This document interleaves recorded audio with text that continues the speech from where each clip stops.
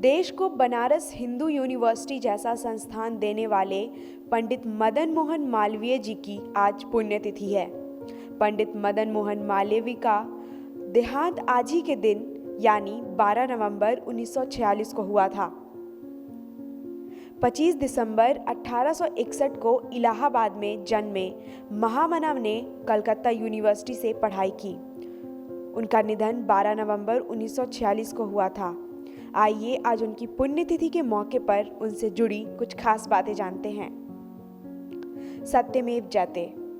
भारत के राष्ट्रीय आदर्श वाक्य सत्यमेव जयते को लोकप्रिय बनाने का श्रेय उनको ही जाता है। सत्यमेव जयते हजारों साल पहले लिखी गई उपनिषदों में एक मंत्र है। मालवीय ने बीएचयू जैसे संस्थान के सपने को हकीकत में बदलने के लिए बहुत कठिन मेहनत की।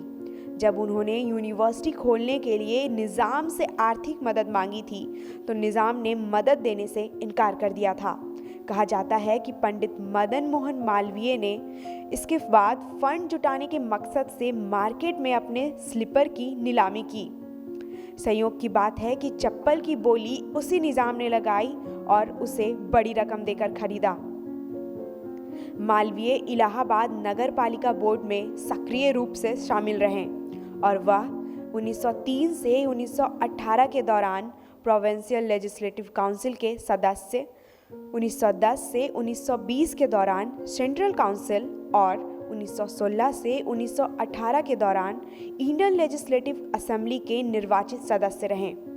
उन्होंने 1931 में दूसरे राउंड टेबल कॉन्फ्रेंस में हिस्सा लिया।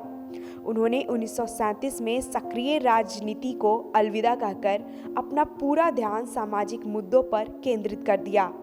उन्होंने विधवाओं के पुनर्विवाह का समर्थन और बाल विवाह का विरोध करने के साथ ही महिलाओं की शिक्षा के लिए काम किया और फिर उनका 1946 में निधन हो गया।